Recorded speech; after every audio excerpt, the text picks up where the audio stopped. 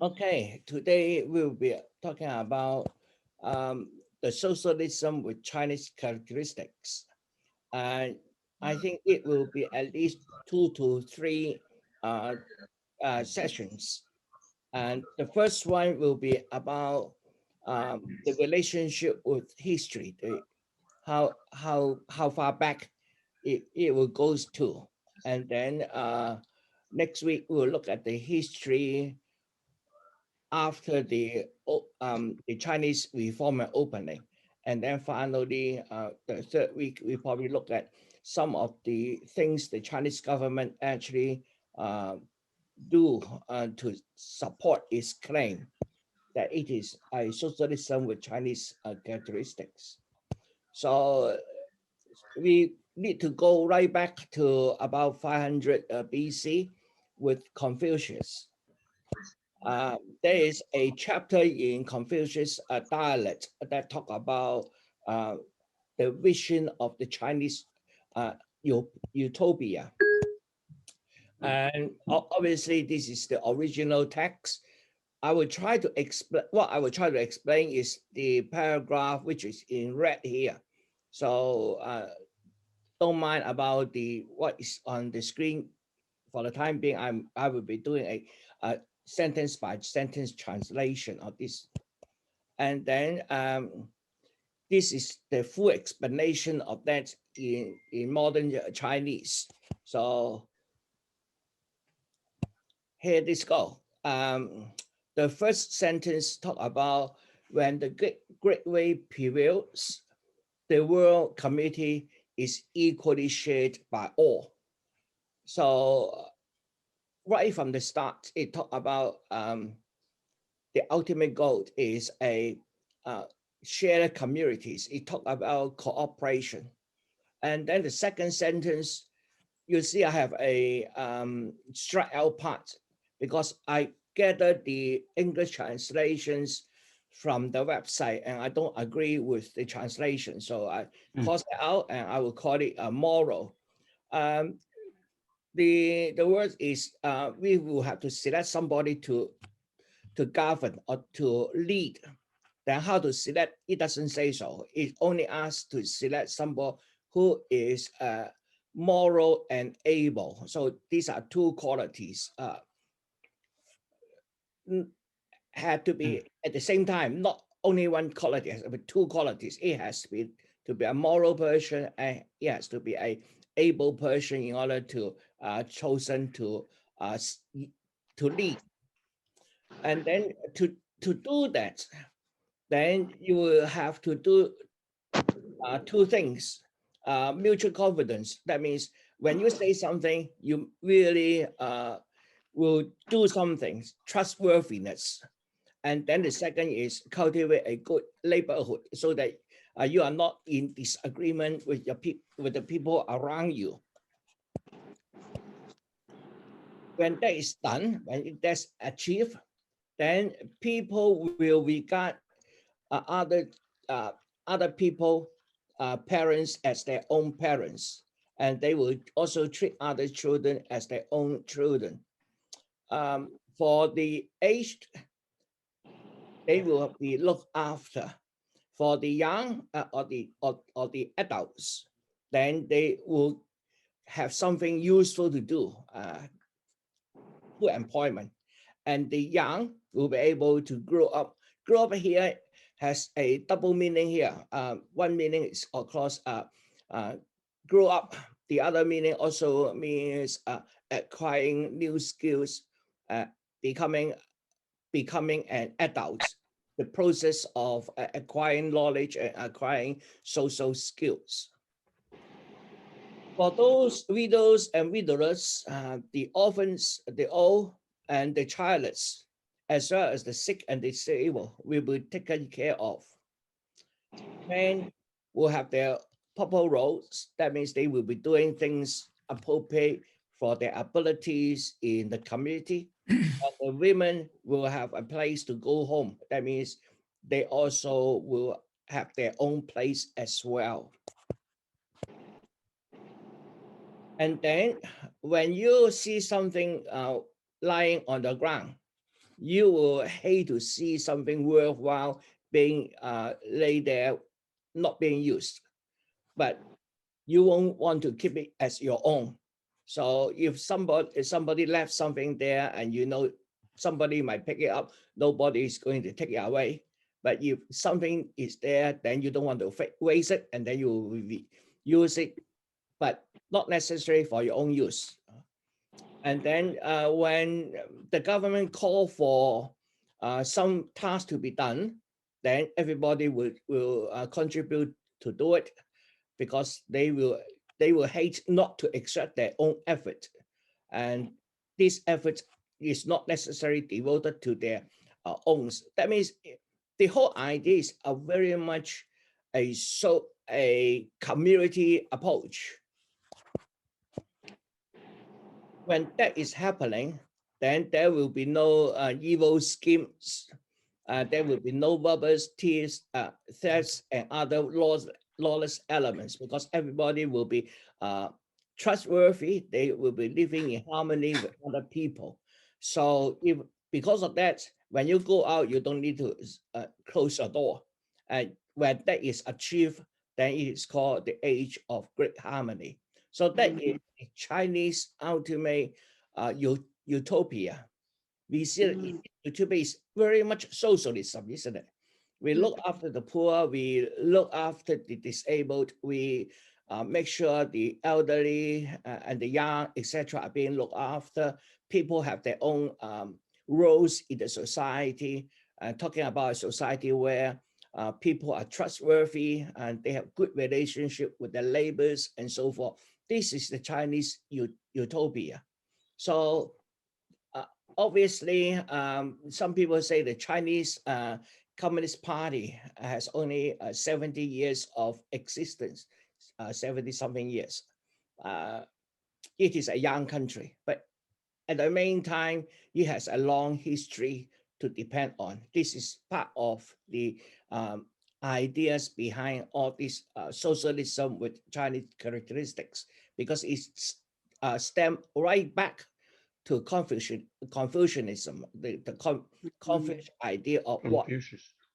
Confucius, the Chinese way of utopia. So let's contrast that with the Western style of thinking. So go back to Plato, and that is a little bit younger than Confucius. He lives between 427 to 347 BC, and the main idea come from Plato's book, The Republic.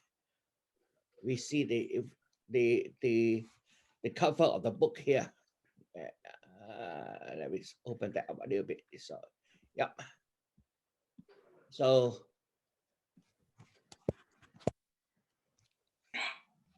it's sorry too large. I can't see. Okay, go down a little bit. That's better. Yeah, that's better. Okay.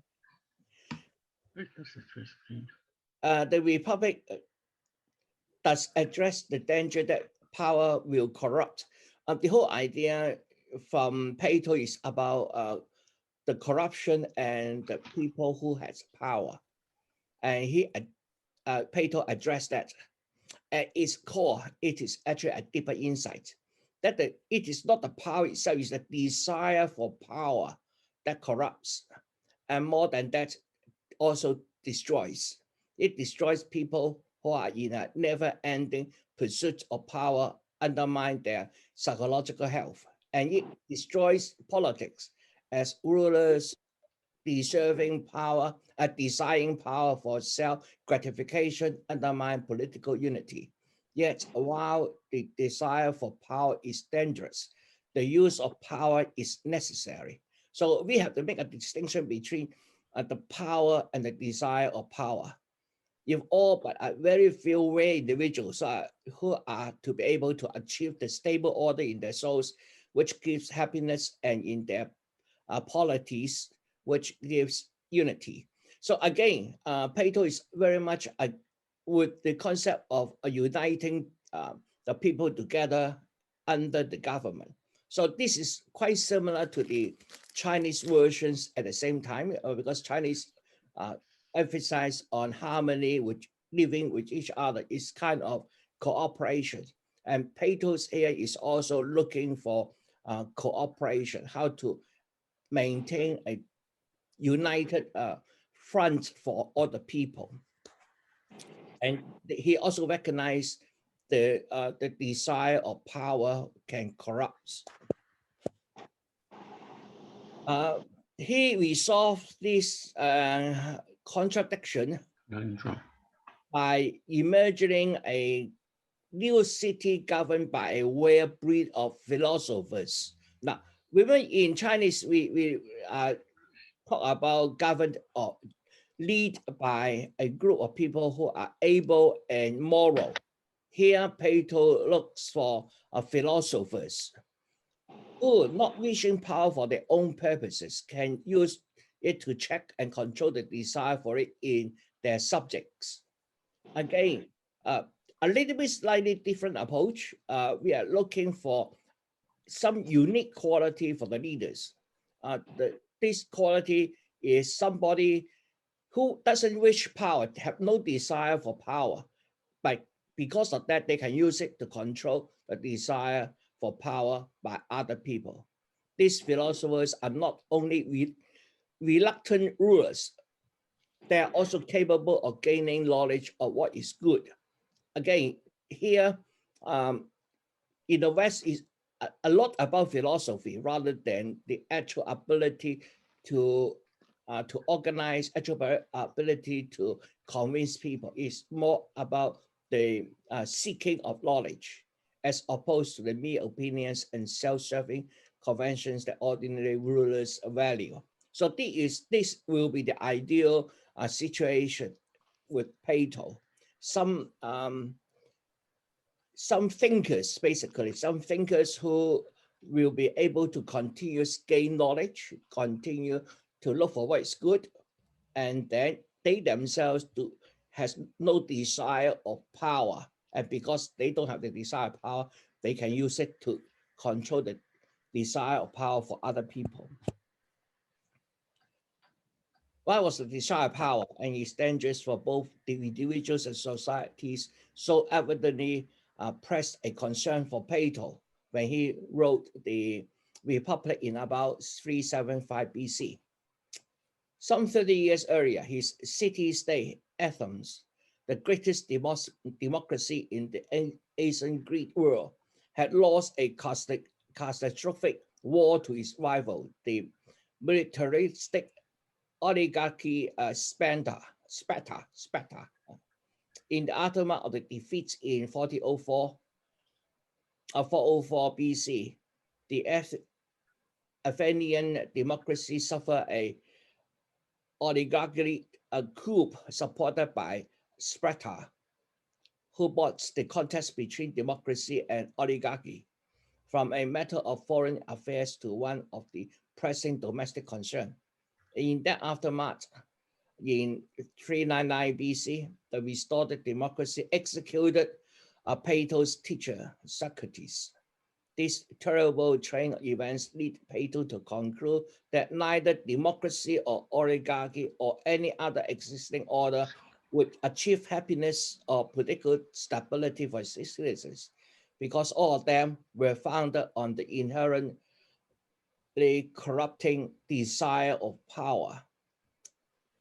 So again, every philosopher thinking will be affected by its own circumstances. So Plato is affected by the circumstances around his time. Most immediate for Plato were what he took to be the failings of the democracy. Democracy in the ancient Athens were different, of course, from democracy today. It accorded all citizens the equal opportunity for equal political participation. Most offices were assigned by lot. Key decisions were made by the assembly, where every citizen have the right to speak, and without any professional judges and prosecutors. It was up to the ordinary citizens to bring in diamonds and decide trials as juries. So I suppose this would work well with a, smaller population where people, when they are interested in something, they can participate. And I have a very naughty dog. He every now and then he want me to hold him, and then he want to get down again. Okay, you go up. Yeah. Because I usually give instruction to him in Chinese, in Cantonese. So anyway, he's lying there. Okay, anyway, I suppose the idea of this democracy, that every citizens can participate in any ad hoc manners, works for a small city. But obviously, when our society getting bigger and bigger, like countries, it is impossible to participate in that manner. And then political equality brought rivalry for power in its train, and people competed for influence. It brought tensions between the few rich and the many poor. And then demos is people. Kratia set power. So democracy also means all the people rule, but it can also mean the common people rule, because the latter group are numerically and ideologically dominant, generating tensions with the elite. And ironically, political equality at home allowed the democracy to create inequality abroad by establishing an empire. Democracy arguably come to how to pronounce this word? Rise. Cross, Is Cayenne states and islands. So again, there's written by another historical book. What I understand from this is the participation, although you say is by all citizens, but not everybody are citizens. At that time, we have slaves in Greece, and therefore the slaves are not considered a citizen, and they can't participate. For the women. Yeah. So Plato, like a small group of other elite observers, saw the system as crucially flawed. For him, democratic equality meant an abdication of specialized, qualified expertise and execution. Democratic rivalry, in particular, the tension between the rich and poor, undermined civil stability and unity, and the democratic encouragement of the desire for power and influence, both among individuals at home and in imperials abroad, subverted the achievement of the order and happiness. So again, Plato saw a lot of contradictions with the idea of everybody having the same rights. Obviously, having same right means there are people who have specialized knowledge and education have only a say which is the same as everybody else. But we know that for organizing a country or organizing something important, knowledge is a very important a part of it. Without this stability, the democracy will eventually deteriorate. So they use the word degenerate. At the time of the writing, the most widely established alternative to democracy is oligarchy, in which it means a rule by a few, usually by some rich people, in which the privileges of citizenship and political decision-making were restricted to a small elite group that dominated the majority makeup of the working poor. One oligarchy, the solution for Adams, Plato's uncle and his cousins were among a small group of astro aristocrats who had thought so. With the convenience of the victorious spectrums in civil war, it was his uncle, who had led this group in a brutal coup against the democracy, installing themselves as junta or the 30, using their power to murder and expropriate and excluding the vast majority of the ethnic people from citizenship in the new oligarchy they set up. So Plato's career for good rule, expertise, stability, unity, order, and happiness are all short-lived with this under the 30 no better than democracy had done. So oligarchy is no better than democracy according to Plato. Democracy has launched a foreign war. The 30 has launched a civil war. So both of them are equally militaristic. Even at peace, neither democracy or oligarchy was a unified and harmonious regime. Oligarchies were battlegrounds between the rich and the poor. Democracies were in the danger of being ruled by the whim, mass ignorance, and hysteria rather than by reason, making them fatally inconsistent over time. So these are some of the problems of Plato saw with the democracy. Both democracies and oligarchies were in danger of being laid low by ambition of power, which bind them to criticism. Again, he go back to the idea of desire for power being one of the most important issues. For Plato, preoccupied with civic unity and happiness, neither would serve. So democracy and oligarchy doesn't seem like a good idea to Plato. He actually comes up with 5 different regimes. The first one is aristocracy. Aristocracy, okay. It's a government which is advocated by his book. This regime is ruled by a philosopher king and thus is grounded on wisdom and reason.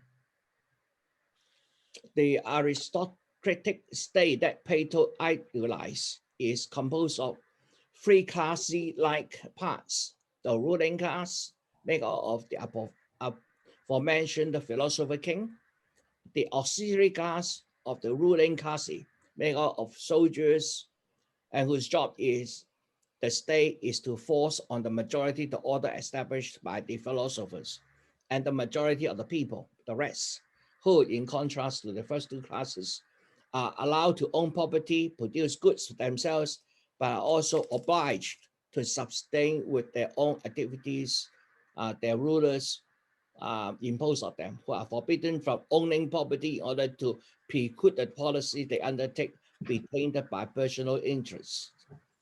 So this is the ideal situation. Now, this ideal situation is quite different from the ideal situation in China.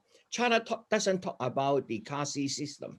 It doesn't talk about there are different classes of people. It only talk about having some moral and able person to lead. And obviously, the first criteria is that you are a moral person. That means you are making decisions for the good of everybody. And another quality is able. That means you solve problem which comes at hand. And with a large group of people, a large country, problems are there every day. So the leader need to be able to solve problem. So this is quite different from Western thinking. From the fatal side, they recognize the ruling class, and then the ruling class themselves need a supporting auxiliaries to support the ruling class, and then the rest are the aristocratic man is better represented by Plato's blend of philosopher, a man whose character and ambitions have been forged into those ideals for a just ruler through a rigorous education system designed to train intellectuals that are selfless and upright. Again, this is the moral quality that we are looking for. and whose souls have been made calm and aware of absolute good by learning truth based on the Platonic ideas. I think here we see a different approach to politics. In the Chinese version, they only look for a very general description of the leader and then look for the results. They want to see the people being looked after. They want to see the society being in harmony. So they talk about the results and doesn't theorize on how to do it. On the other hand, Plato here, he has a theory based on good by learning and truth, okay, and based on the Platonic ideas. So they have a theory first, and then from that theory, they want to see that theory being implemented to produce the good.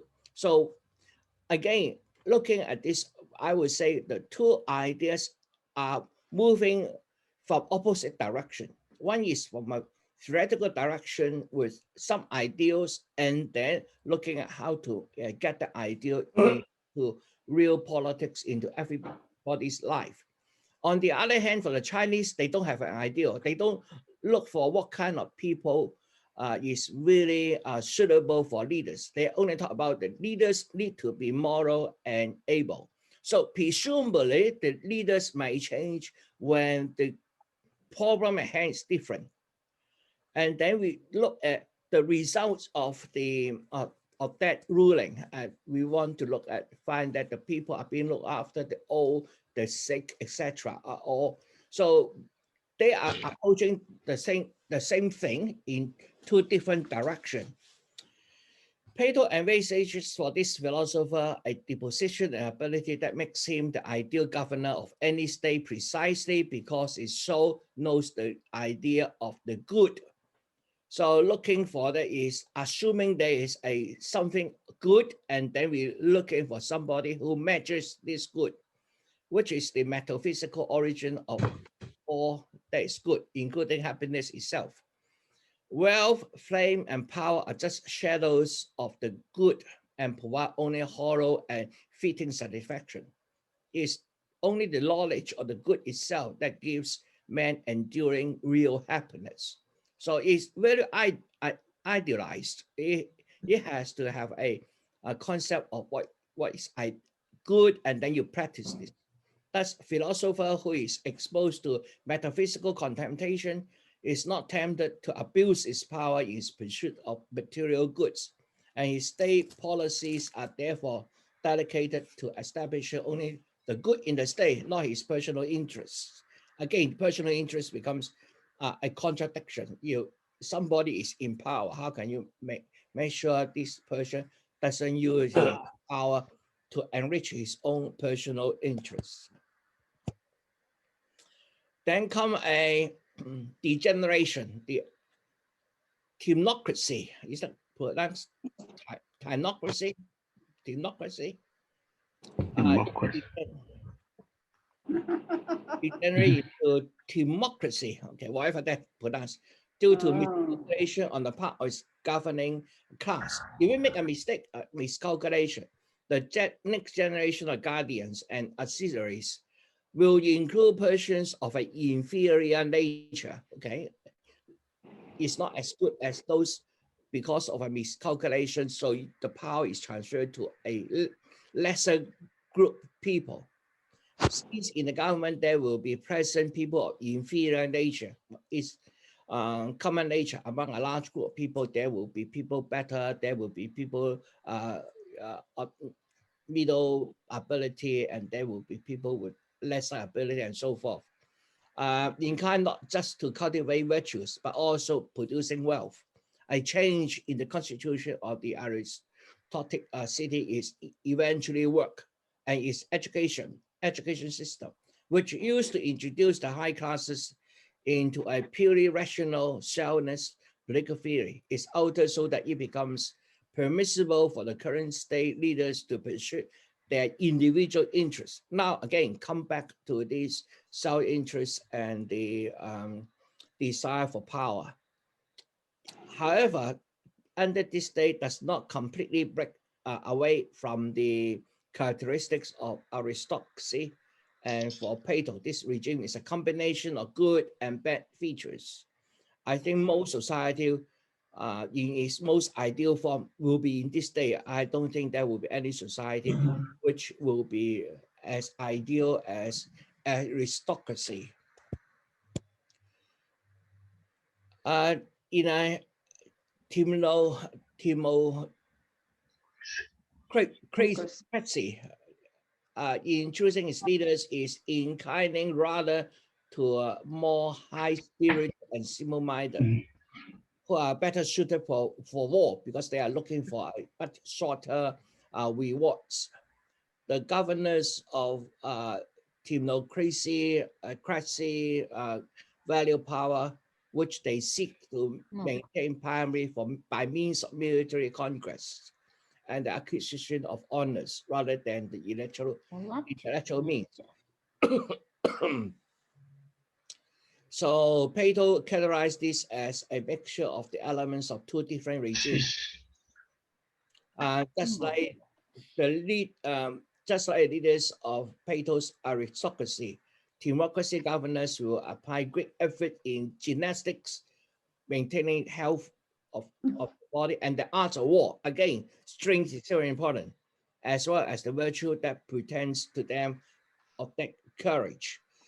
Here we have a very significant deviation in terms of the value system.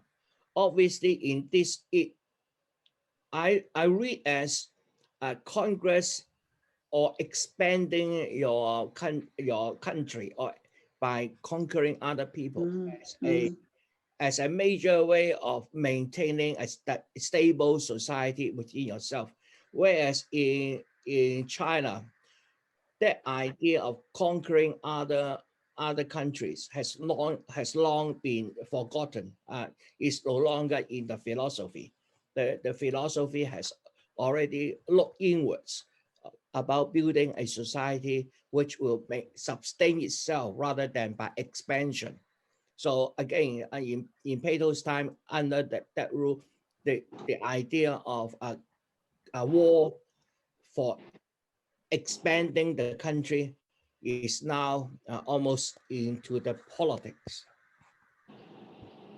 Then comes the oligarchy, is the origin by extending tendency already evident in the theocracy, in contrast to the aristocrats and the theocrats, allowed by their constitution to own property and thus to both accumulate and waste money. Because of the pressure derived from there, money eventually is prized over virtue, and the leaders of the state seek to alter the law to give way and accommodate to the materialistic lux of its citizens. So citizens are now having conquered other regions, becomes wealthy, and they're now looking for material rewards. As a result of this newfound appreciation for money, the governors will work the constitution yet again to restrict political power to the rich only. That's how the democracy becomes an oligarchy, because the rich owning the political power also be able to maintain their wealth and maintain their materialistic life. And therefore it would degenerate further into even more problem. Plato gives a detailed account of the problems usually faced by oligarchies of his days. The distribution of political power, which prevents the wise and virtuous or the poor from having influence on the public life. The public life is mainly made possible by the rich. The second instability is the caste division.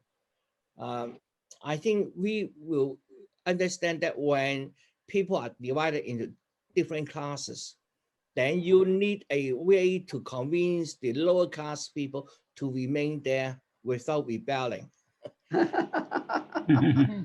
So now, for example, the Indian system make use of this, what's it called?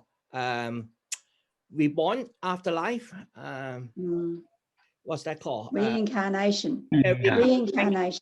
Yeah, using the reincarnation as a method of convincing the lower class people. Say, hey, in the last few lives you are bad, and therefore you are in low class. If you be obedient, good, then next time when you are reborn, you may rise to another upper class, etc. So unique method of convincing people. The Indians caste system have been sustained using the idea of incarnation, reincarnations. Here, again, lead way to suppress the lower class, and then they will at the end will becomes angry.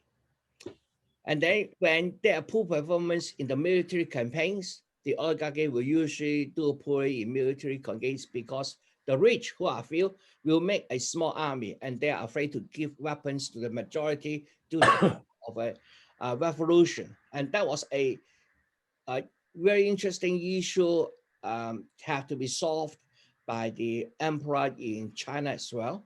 How can you maintain an army yet prevent the army from rebelling from you, from a revolution? Then the oligarchy would degenerate into a democracy where freedom is supreme good, but freedom is also slavery. In democracy, the lower class grows bigger and bigger, the poor becomes the winners. People are free to do whatever they want to do, live how they want. People can even break the law if they so choose. That appears to be very similar to anarchy. So I think eventually with revolution, then the rich have to give up their power in order to keep their head on their shoulders. Otherwise, their head will the democratic man is consumed with unnecessary desires. Plato described the necessary desires as desires that we have out of instinct or desires that we have to survive. There are two different types of desire. Unnecessary desire are desires that we can teach ourselves to resist, such as the desire for riches. The democratic man takes great interest in all the things he can buy with his money. Material life, comfortable life. Plato believes that democratic man is more concerned with money over how he can help other people. He does whatever he wants, whenever he wants to it. His style was no order or priority. Plato does not believe that democracy is the best form of government. According to him, equality brings power-seeking individuals who are motivated by personal gain. They are highly corruptible, and this can eventually lead to tyranny.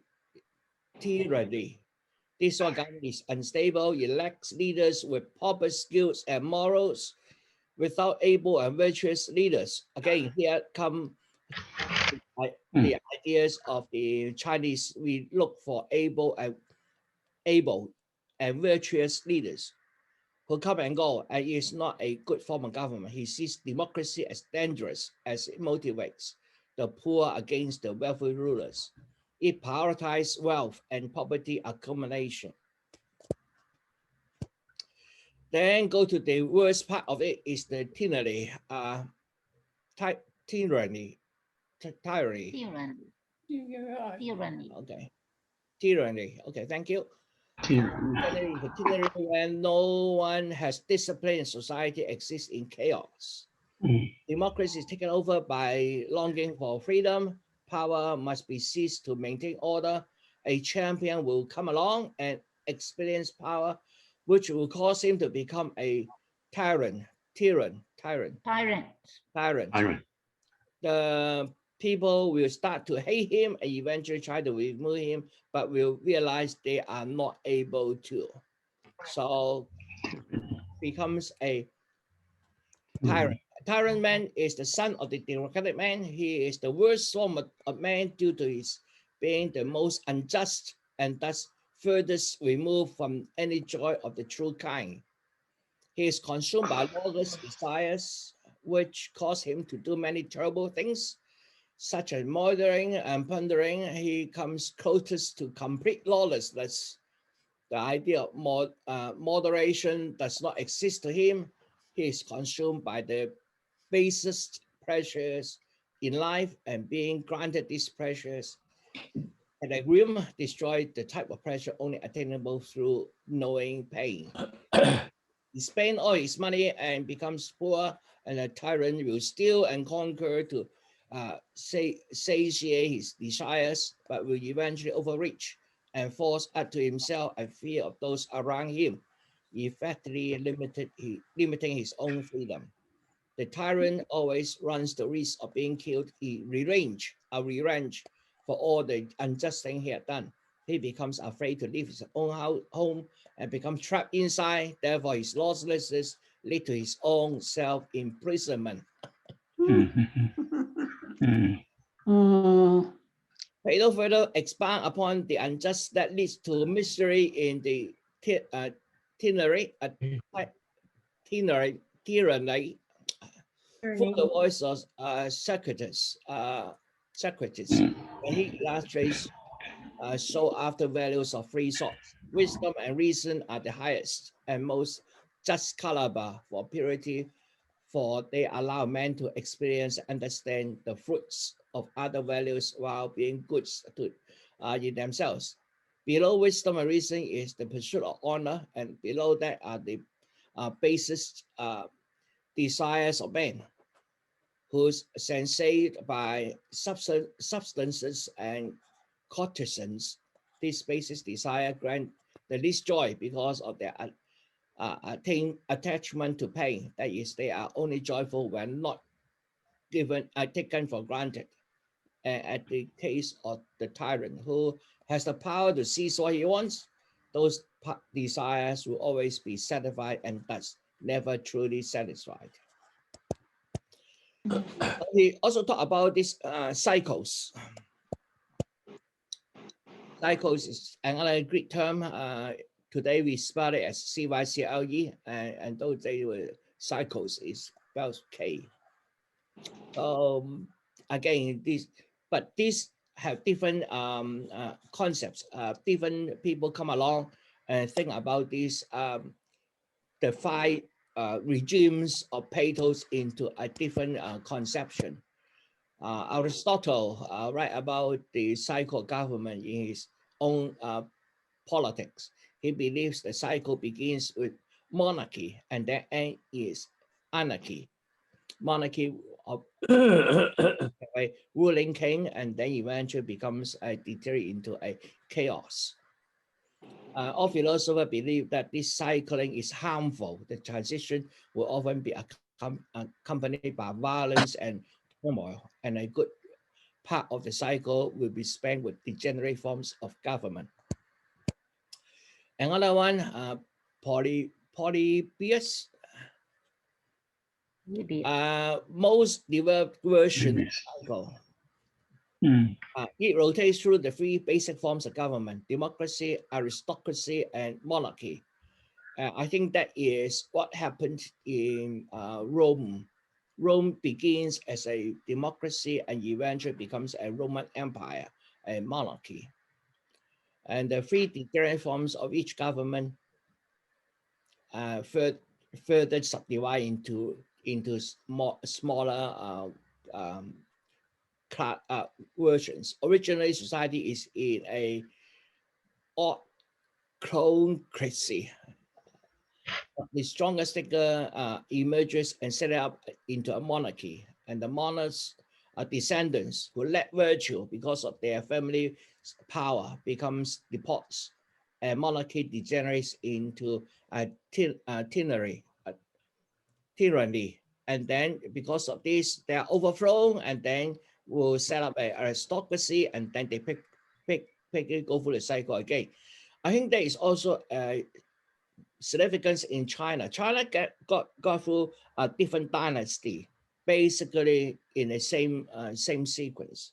We will have a emperor who is becomes a tyrant, and he acting very badly, and therefore people started to rebel, and then a revolution come along. The country break into small parts and fighting each other until a strong man come along, conquer everybody else, and establish a new dynasty. In the beginning part of the dynasty, they will usually be quite ruling the country quite well, more like the aristocracy emerging by Plato. But again, after a few generations, then the quality start to deteriorate and becomes a tyrant again, and then the cycle go over. Some dynasty longer, some dynasty shorter, depending on how quick the degeneration happens to be. So it looks like this cycle idea developed in the Asian West, applied to East as well. This is Cyril. Europe can prevail and will not succumb to harmful cycles divide as long as the Roman Republic will return to its ancient virtues.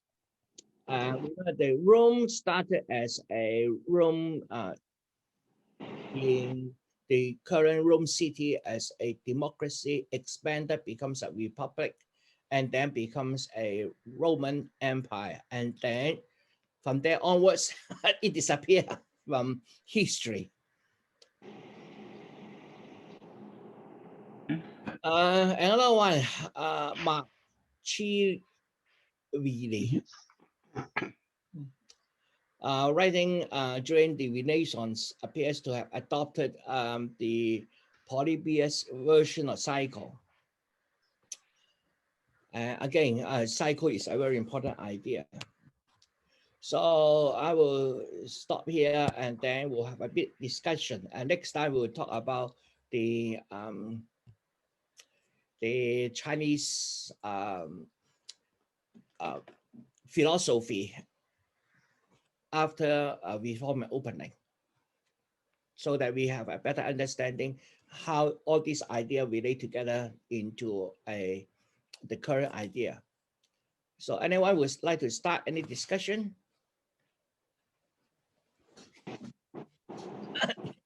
No? All a bit blindsided. But this is a very quick go through of some ancient ideas. Okay. So what we have been talking about promoting by, for example, United States and the West is democracy. Okay? The version of democracy is electoral government. The government is formed by elections. But according to Plato, it's not the best, because if everybody, one person, one vote, we have more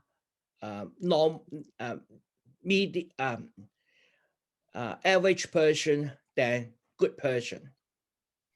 So but how does this fit in with the Cultural Revolution in China? The Cultural Revolution was a big mistake. I think that is exactly the beginning of any dynasty we see in China. The China is united by strong men, in this case by Chairman Mao Zedong. He is not necessarily the wisest man. Okay, he was fortunate enough.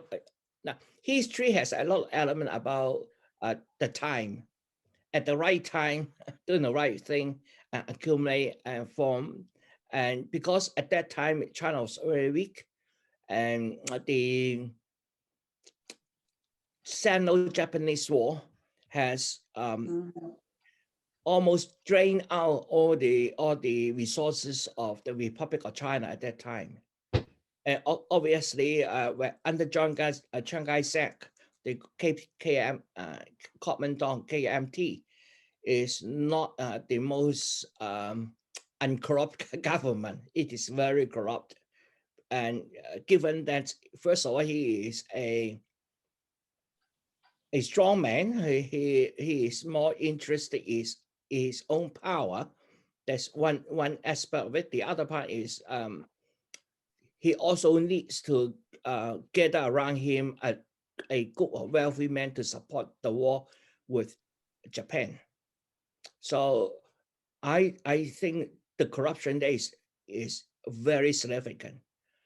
And then after Japan surrender, the Chinese economy is in a free fall. The Kuomintang yuan is depreciating very rapidly, and that is not sustainable. And Chairman Mao take that opportunity and then push around and then becomes form the People's Republic of China. At that time, the idea is they want to do the so-called four modernizations. Agricultural modernization, industrial modernizations, and two more, Chinese civilization modernization, and one more. I can't remember which one. Civilized. They talk about it, the four modernizations. Okay, so that was the idea, and then they try a number of things. Some fail, some successful, but one lead to the other. There's another major issue is when they have the just before the Cultural Revolution, they have the so-called the Great Leap Forward. The Great Leap Forward set at the wrong target, a unachievable and unattainable target, and haven't really understand the mechanism of modernization. How can you arrive to that aim? So they make a few mistakes, and then the so-called party secretaries sent to different part of countries to rule, basically, has over quotes their success. For example, during the Great Leap Forward, the yield of an acre of land started to reported to increase first by few percent, and then to tens of percents, and then to times, and then to tens of times. So they call it ascending satellites, because at that time Russia just sent the satellite. So they were sending satellites, overclaiming the use of the land. Because if you are able to produce a very good result, you get the chance to promote upwards. So all. But why so anti-intellectual? Why so much against the academia, the people that were intellectuals? Why so anti-intellectual? Seems to be against what China is normally about. Yes. At that time, because again is Chairman Mao's own personal,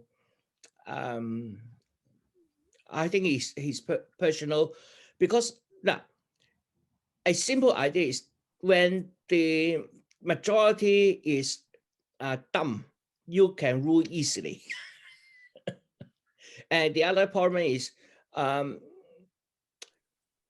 we just, although we say Chinese won the war, but against Japanese, but the war is actually very difficult.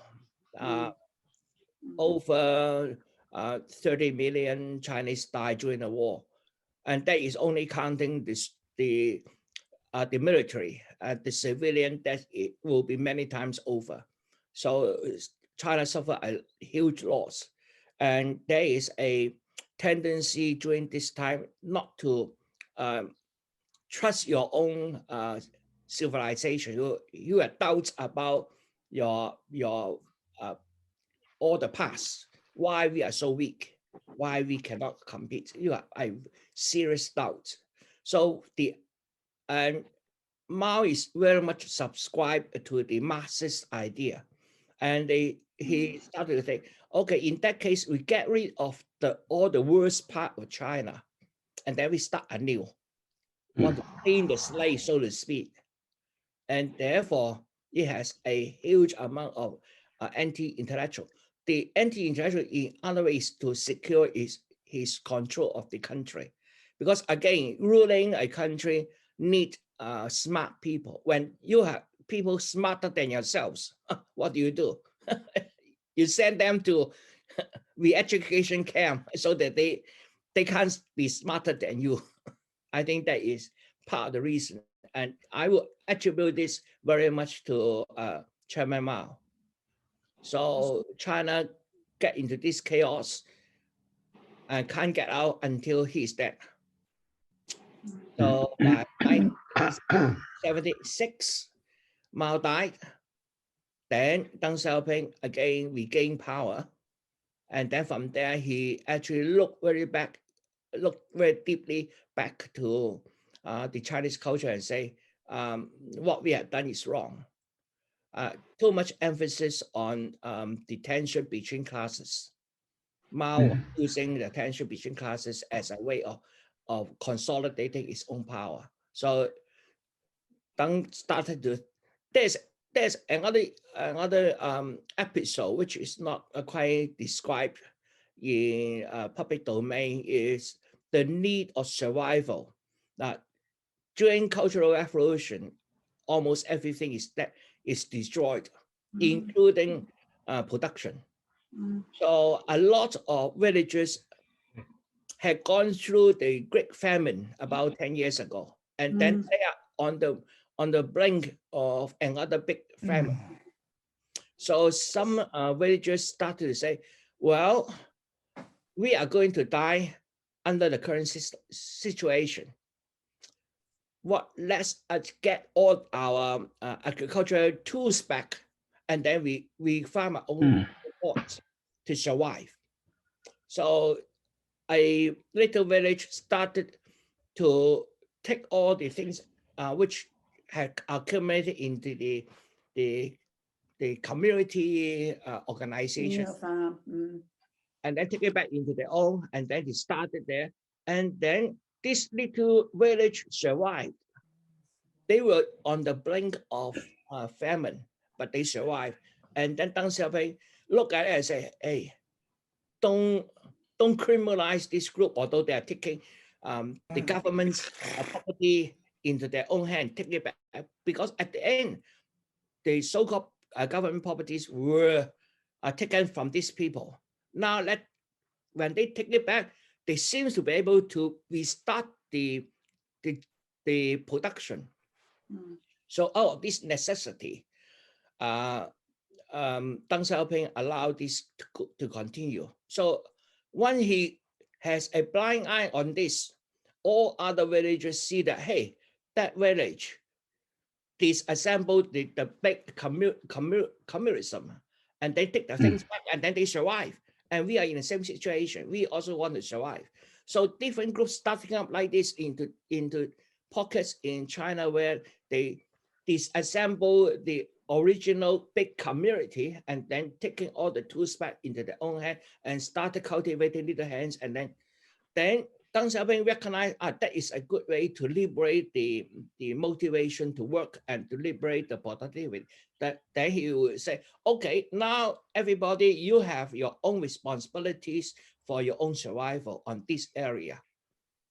So how that changed the responsibility system from the common centralized system into individual family responsible for their individual production.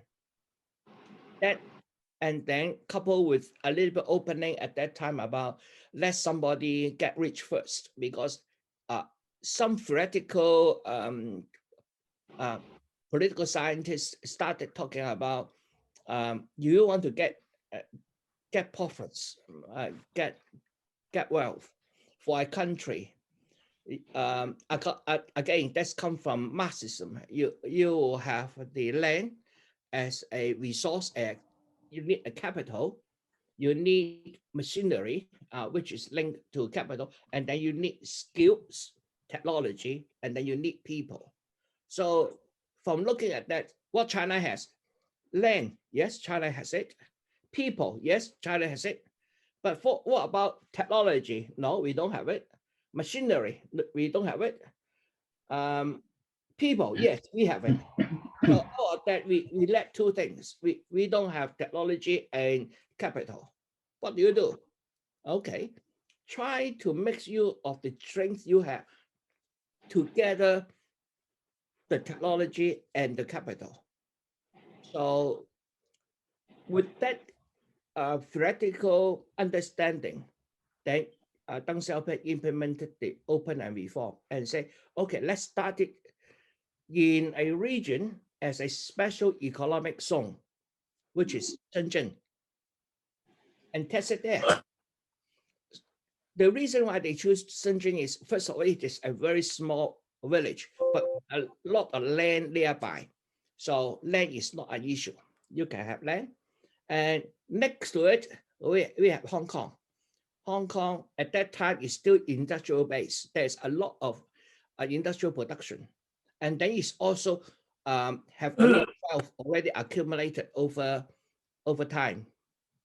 30 years of accumulation after the First World War, or Second World War. So Hong Kong have a lot of wealth. At that time, the Asian dragons, the 42 dragons is already up. We have the Singapore, Hong Kong, Taiwan, Malaysia, South Korea. South Korea. Okay, the few, and they look at it and say, hey, out of these 4 little tigers, dragons, we have Taiwan who have money now. We have Hong Kong who have money now. So why don't we build up somewhere there and let them invest? And that's why we have Shenzhen, and Shenzhen becomes the model. And as Shenzhen develops, then it rapidly go through a large number of changes. All Chinese policy from there onwards will have experimented somewhere before it is implemented throughout the country. That is taken from the idea of that little village where they took back the agricultural tools to survive. With that, then China, hey, what was that? there's a way to do. Mm. Okay, we very What much was that? go into a lot of next Is that week's. beside the park? Oh, that is a good, good ending here. Oh, on that I can just, side. Lengge It's not the one that's old and broken down. That's been lived in, this one. The other one hasn't been lived in. This only been on the market a little while. okay. Sorry, I think my pin's on. Sorry. I think I've got my pin. Thank you.